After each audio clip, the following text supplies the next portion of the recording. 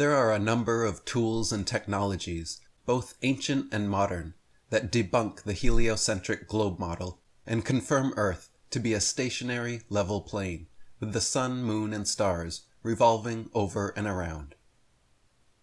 1. The Antikythera mechanism, astrolabes, and planispheres. One of the most ancient devices that confirms a stationary, geocentric flat Earth is known as the Antikythera mechanism. Discovered in Greece over 100 years ago, and dating back to the 2nd century BC, this long-lost technology is now the oldest known analog computer in history. Composed of 37 gears, with teeth ranging from tiny to microscopic, the Antikythera mechanism is a perfect replica of the heavens, showing the exact positions, movements, and alignments of all the celestial bodies. There are gears and indicators for the sun, moon, and each of the planets, all set against the fixed stars, allowing the user to tell the date, time, latitude, predict eclipses, see the moon's phase, and precise position of the sun, moon, planets, and stars for any date in history. This incredible astronomical computer, which can perfectly predict the movements of every object in the cosmos, shockingly has no gear for the Earth itself. That is because the Antikythera mechanism, as well as all astrolabes and planispheres, are geocentric devices based on a fixed, stationary, central Earth plane over which the sun, moon, stars, and planets revolve. The Earth is not treated as a planet in motion around the sun, as claimed by the heliocentric model, but rather the stage over which the heavenly play is performed. If Earth was really the third planet from the sun, and undergoing all the motions attributed to it by heliocentric dogma, the precision and predictions of these geocentric instruments would be impossible. If heliocentrism were true, there would be modern, updated precision astrolabes and planispheres with added plates for the Earth, showing how it truly behaves as third planet from the sun. In reality, however, to this very day, all astrolabes and planispheres, including the most ancient Antikythera mechanism, are based on the model of a geocentric flat Earth. 2. Theodolites. Theodolites are precision instruments used for accurately measuring horizontal and vertical angles between points, generally used in land surveying, construction, and engineering. They consist of a movable telescope mounted on two perpendicular axes with graduated circles to provide angular readouts. These indicate the exact orientation of the crosshairs and are used to trace the first point sighted through the telescope to subsequent sightings of other points from the same theodolite position. This allows them to measure angles with accuracies down to microradians or seconds of arc. When theodolites are set up at different points along straight canals or lakes, they have repeatedly been shown to be perfectly level, with crosshairs aligning across to the opposite shoreline. If Earth was really a globe 3,959 miles in radius, as claimed, there is an easily measurable amount of curvature, increasing exponentially every mile, that should and would be detected by such precision instruments. In reality, no such curvature is found by theodolites. One of the most famous flat earthers in history, Dr. Samuel Rowbotham, author of Earth Not a Globe, performed several experiments positioning theodolites at equal heights aimed at each other successively, proving the Bedford Canal to be perfectly level over 6 miles, where there should exist over 24 feet of curvature on a globe of given proportions. His experiments at the Bedford Canal caused quite a stir in the scientific community, and thanks to decades of his efforts and activism, the shape of the Earth became a hot topic of debate around the turn of the 20th century. 3. Line lasers and laser levels. Line lasers and laser levels are devices which produce straight, narrow beams of light that will not droop down like a rope or other physical means of measuring. Using boards, mirrors, or other target objects, the laser's height can easily be checked at successive points along a given stretch of land or water in order to determine whether the globe's claimed amount of downward curvature exists or not. Tests have been done, for example, across Lake Balaton in Hungary and Kootenay Lake in British Columbia, confirming the water's surface to be perfectly flat. At Lake Balaton, a green laser was used at night, aiming straight across an expanse of 7 miles, just above the surface of the lake, and hit boards recorded by observers with cameras placed at equal heights on the opposite shore. If Earth was really a globe of given proportions, there should be 32 feet of downward curvature at that distance. At Kootenay Lake, lasers were shot 3 feet above the water from Walker's Landing to Caslow Point, over 14.4 miles away in one experiment, and all the way to Schroeder Creek, 23 miles away in a second. Earth curvature calculators determined that a laser positioned at 3 feet high, 14.4 and 23 miles away, should have target hidden heights of a massive 100 feet and 290 feet respectively. In both cases, however, the lasers were caught by cameras on the opposite shores positioned at the same height. Globe apologists' default defense for anything seen beyond their mythical curvature is blamed on light refraction, or superior mirage. When this really does happen, objects are often lifted well above the horizon and appear to be a hazy replica of themselves. But the idea that every instance of light or objects appearing beyond Earth's alleged curvature can be excused away as simply light refraction or mirage is patently false. 4. Magnetic compasses.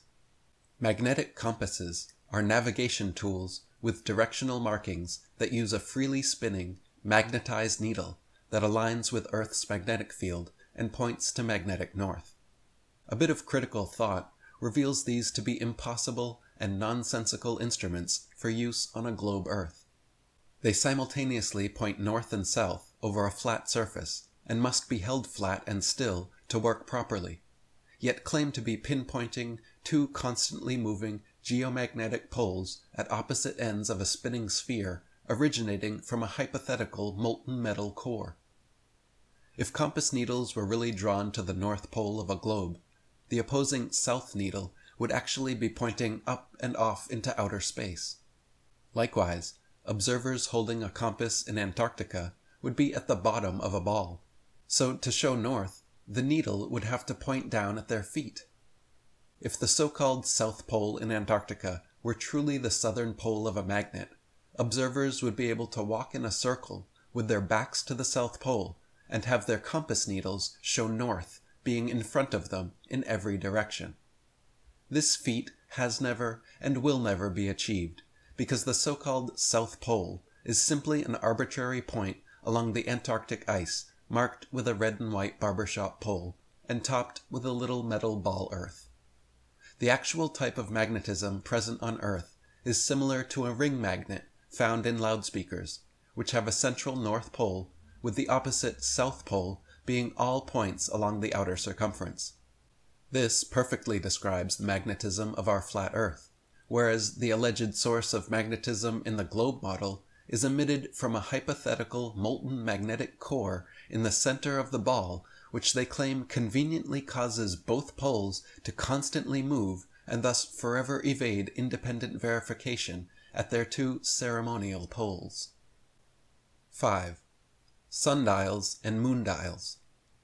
Sundials and moondials are devices which tell the time of day or night by casting shadows created from sun and moonlight onto numbered dials.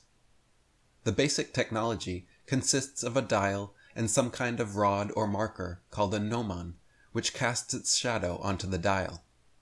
As the sun or moon move through the sky, the shadow aligns with demarcations marked on the dial to indicate the time. Globe believers claim that all sun and moon dials must be aligned parallel to the axis of Earth's rotation in order to remain accurate throughout the year. All this really means is that sun and moon dials must be correctly orientated to east and west, which has nothing to do with Earth being a rotating globe. In fact, there are huge, intricate, ancient stone sun and moon dials as old as 1500 BC all over the world, which still tell the time now down to the minute as perfectly as the day they were made. If the Earth, Sun, and Moon were truly subject to the number of contradictory revolving, rotating, wobbling, and spiraling motions claimed by modern astronomy, it would be impossible for these monuments to so accurately tell time without constant adjustment. Additionally, the angle of the gnomon must be adjusted in a way directly correlated to the latitude of the observer, using not spherical trigonometry, but simple, plain Euclidean geometry. The gnomon must point to true north, and its angle with the horizontal must be equal to the dial's geographical latitude. So a sundial designed for 40 degrees latitude must have the gnomon tilted exactly 40 degrees from the horizontal. If the same dial is moved to 45 degrees latitude, by simply tilting the sundial plane itself upward 5 degrees, it will continue to tell the correct time. If Earth were truly a sphere rotating ellipses around the sun, such simple, plain Euclidean geometry would be useless. 6. Spirit levels. Spirit levels, also known as bubble levels, are instruments designed to show whether a surface is horizontally level or vertically plumb. The names spirit and bubble refer to an alcohol-based solution which, along with an air bubble and central markers, indicate when surfaces are horizontal or vertical. These leveling tools have been used in carpentry, construction, and surveying for nearly 4 centuries, with precision engineers' levels now accurate to within 1/1000th of an inch. If Earth were really a globe with 8 inches per mile squared downward spherical curvature, the datum lines adhered to by builders using spirit levels in large projects like pipelines, railways, bridges, canals, and tunnels would constantly deviate. In reality, however, such large projects are done without any allowance for curvature or deviation from established horizontal datum lines.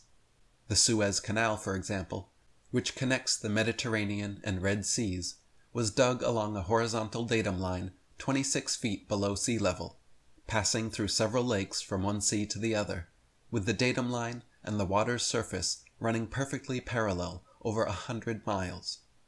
On a globe Earth of given proportions, the Suez Canal should curve downwards a full 6,600 feet from its initial horizontal datum line. Furthermore, the reason liquid with a bubble is used to determine level is because liquid molecules don't have the innate physical capability to stack upon each other, and so without any obstructions will naturally spread out to form a horizontal, level surface. In other words, water itself, which covers over 70% of the world, is the ultimate leveling tool, and proof that Earth is not a globe. 7. Sextants. Sextants are navigational instruments which measure the angle between visible celestial objects, like the sun or a star, and the horizon. Using a system of mirrors, sextants allow navigators to align the reflected image of a celestial body with the horizon in order to measure its angle from a graduated arc. This measurement can then be used along with simple Euclidean plane geometry to determine one's latitude. All you do is measure the angle between the pole star and your local sea horizon, and that exact angle measured will be your latitude on Earth. This is because Polaris sits directly above the North Pole, giving a straight vertical. The sextant provides an angular reading, making it the hypotenuse angle of a triangle, and the flat, level surface of the Earth gives the second side of the triangle. Then, using plane trigonometry and the Pythagorean theorem, we have the simple calculation of 1 degree of latitude per 1 degree of arc.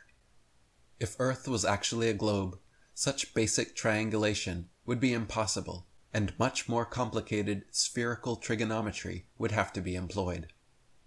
Also, the reason the horizon is used as a baseline for sextant measurements is because, as its name implies, the horizon is always perfectly horizontal. If Earth were actually curved, it would be impossible to use the visible horizon as a straight baseline for measuring celestial altitudes. 8. Gyroscopes. Gyroscopes are precision instruments consisting of a wheel mounted inside 2 or 3 gimbals which provide pivoting support, allowing the wheel to rotate about a single axis. As the entire contraption moves and shifts angles, the gimbals will move and shift accordingly, but the inner wheel never changes its angle with respect to its initial reference frame. This unique property is called rigidity in space, meaning the inner wheel maintains its orientation and axis of rotation in relation to space and not to the surface of the Earth. This means that the base of a gyroscope set in motion with its axis in a vertical position, then placed on a table for 6 hours, should rotate 90 degrees if sitting upon a spinning globe Earth. As the globe turns under the gyroscope for 6 hours, the axis should slowly turn from vertical to horizontal. This experiment has been tested many times, with several full-length videos available online, and never does the gyroscope's vertical axis shift whatsoever. If the heliocentric model were true, not only would gyroscopes detect the alleged 1,000-mile-per-hour spin of the globe, but also the 67,000-mile-per-hour revolution around the Sun, the entire solar system's 500,000-mile-per-hour spiral through the Milky Way galaxy, and the entire galaxy's million-plus-mile-per-hour journey through the universe. Since these hypothetical motions never register on precision gyroscopes, it is clear that they, just like the spinning globe they're based on, do not exist. Furthermore, gyroscopes are also the technology behind inertial guidance systems and airplane artificial horizon indicators. When military jets are performing loops, barrel rolls, and other dogfighting maneuvers, the artificial horizon allows pilots to easily see their exact orientation relative to Earth without having to rely on looking out the window. If Earth was truly a sphere, by simply flying level, airplane artificial horizon indicators should show a steady decline unless pilots constantly correct their altitudes downwards so as not to fly straight off into so-called outer space.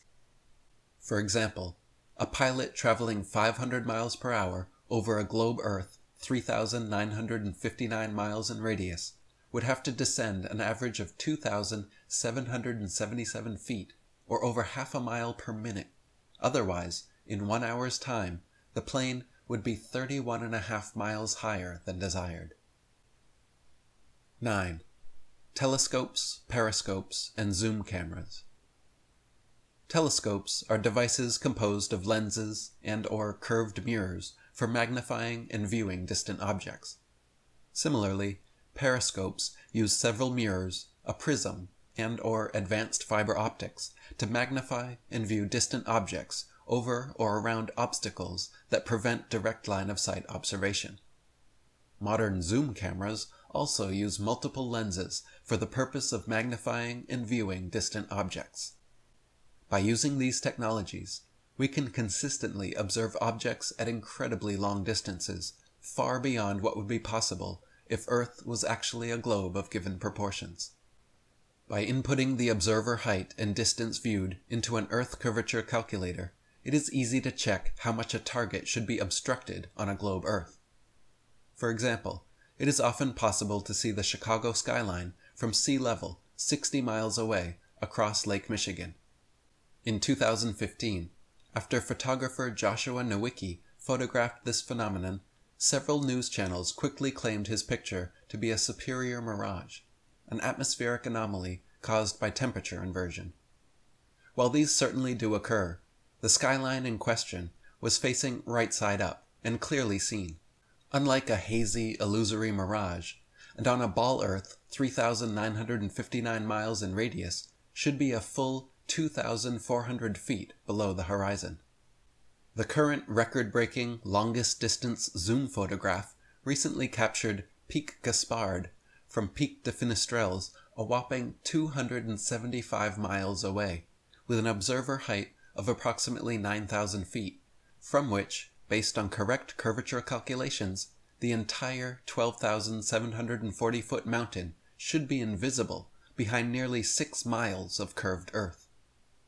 More recently, infrared zoom cameras have been used at high altitudes to capture lakes, mountains, and other landmarks up to an incredible 1,000 miles away. Telescopes were also used in Royal Astronomical Society President George Airy's famous 19th century experiment known as Airy's failure, which failed to confirm Earth's alleged motion, and instead proved the opposite. By first filling a telescope with water to slow down the speed of light inside, then calculating the tilt necessary to get the starlight directly down the tube, Airy planned to measure the speed of the telescope, and thereby the speed of the Earth, by extrapolating the amount of tilt needed to keep the starlight coming in straight.